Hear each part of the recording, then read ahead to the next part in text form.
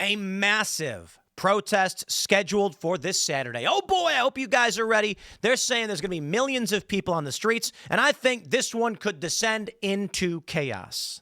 Normally, something like the No Kings protest, I wouldn't think too much about. But considering the violence we've seen in LA, Portland, and Chicago, this is a powder keg, and they are throwing lit tinder on top.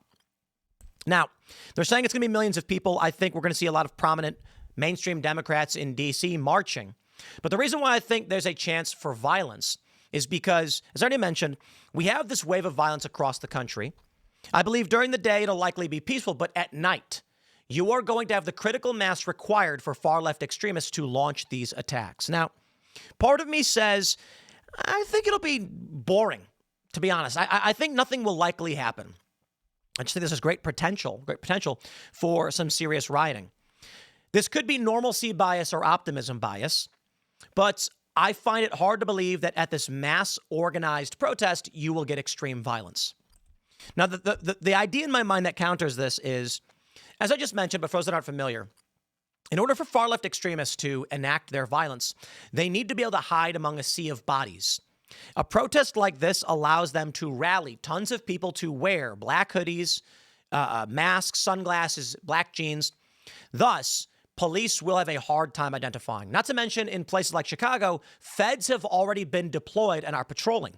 What happens when these No Kings protesters come across DHS? There have already been attempts on the lives of DHS officers. They have rammed their vehicles, pelted them with rocks, eggs, and other debris.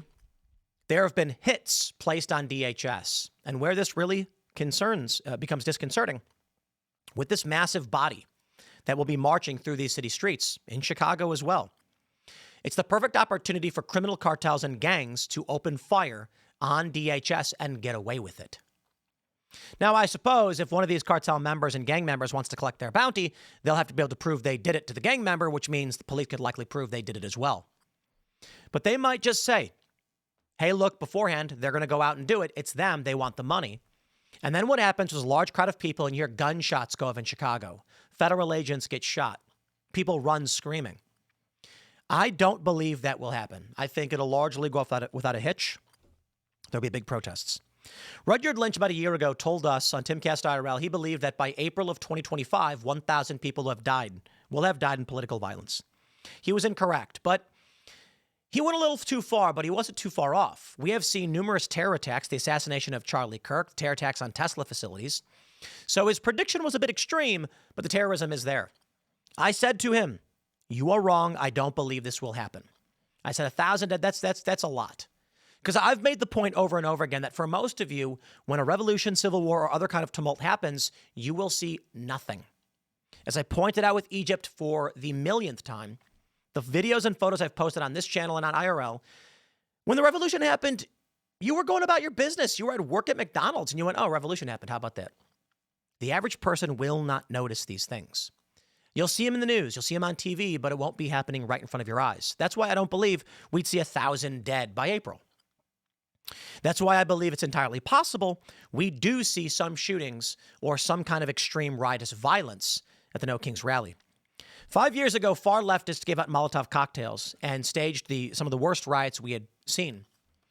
I think that likely will not happen until 2028. I think 2028 will be balls to the wall insanity.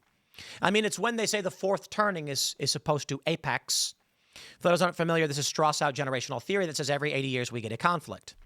80 years ago, we had the World Wars. 80 years before that, the Civil War. 80 years before that, the Revolutionary War. And there actually was something 80 years before that, but we don't really pay attention to a lot of that history, to be completely honest. Isn't it? I gotta. It is kind of weird, right?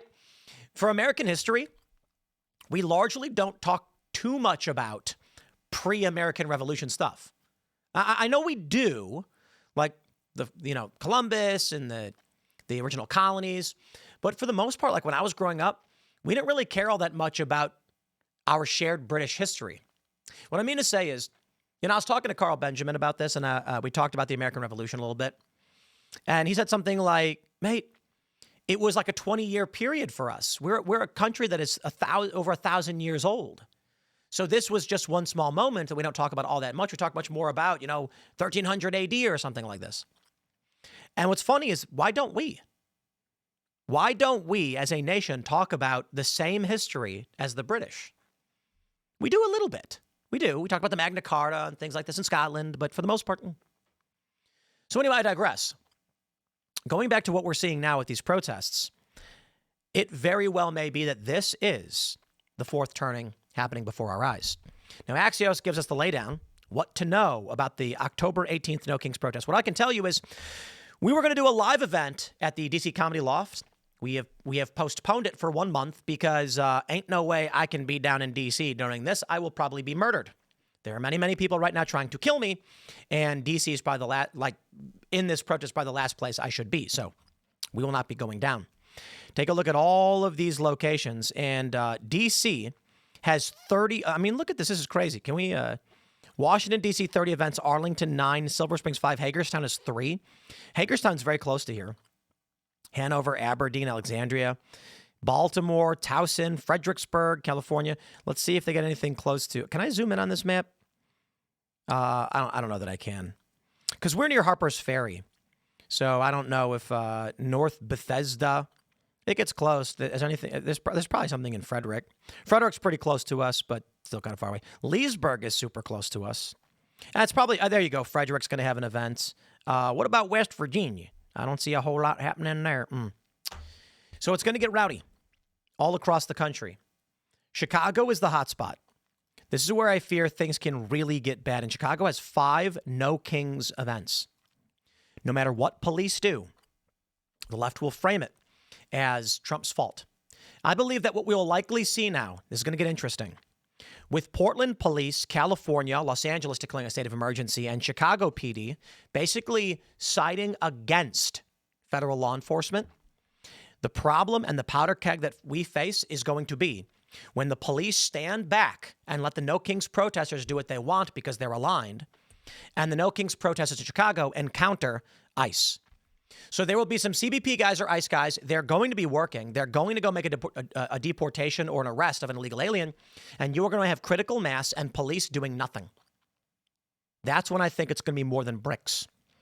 No better time for these cartels, gang members to strike on federal law enforcement. I hope that is not the case. And I hope everybody is paying attention and taking these precautions. We don't want this to happen. They say more than 2,500 events are planned across all 50 states as of Monday. Together, millions will send a clear and unmistakable message. We are a nation of equals, and our country will not be ruled by fear or force. Participating groups include the American Civil Liberties Union, American Federation of Teachers, Human Rights Campaign, Indivisible, and Move On. The recurring movement against the Trump admin has garnered sharp criticism from Republican lawmakers who say Democrats are protesting as a ploy during the government shutdown. The Trump admin is focused on stopping the scourge of left-wing violence plaguing American communities. White House spokesperson Abigail Jackson said in a statement, left-wing protesters can beclown themselves by lawfully protesting the alternate reality they live in, but violence or breaking the law will not be tolerated. Republican leadership, including House Majority Whip Tom Emmer, Mike Johnson, Steve Scalise, called the protest a Hate America rally. Senator Roger Marshall said the National Guard will need to respond to protesters. Hopefully it will be a peaceful, I doubt it. The White House did not answer whether Trump plans to deploy National Guard troops to any protest sites Saturday. But don't forget, ladies and gentlemen, the judges have already ruled Trump cannot. In Portland and in Chicago, he is barred from sending in the National Guard. And this is the point. It's what they did on January 6th. It's what they are doing now. So what do you think is going to happen when Trump cannot deploy the National Guard? Line it all up, people. The Broadview ICE facility is a principal target for the No Kings protest. A judge just forced them to remove the barricades protecting the building. They have just barred Trump from sending in National Guard, and Trump has said, okay, so you tell me what you think is going to happen. I will be happy to say I am wrong when I am wrong. Because the last thing we need is an escalation of violence. But I'm looking at this much like what we saw with January 6th. Trump wanted National Guard. They didn't bring them in. The protests were effectively loud to turn into massive riots. In Chicago, a judge said, tear the barricades down, and Trump can't deploy the National Guard. So that means ICE, CBP, DHS officers are on their own. At a location that has faced riots and has been targeted now for weeks. And a massive protest is planned in 2 days. So maybe nothing happens, right? I hope so. But what do you think? I think it's going to be bad. But that's just me. You know, I think there's a decent probability they try to avoid that escalation because the left is trying to play the PR game. So I'll give them that much. But you tell me what you guys think in the comments below. Smash the like button. Share the show with everyone you know. Follow me on X and Instagram at Timcast. Thanks for hanging out. We will see you all tonight at Timcast IRL, 8 p.m. And subscribe. We'll see you there.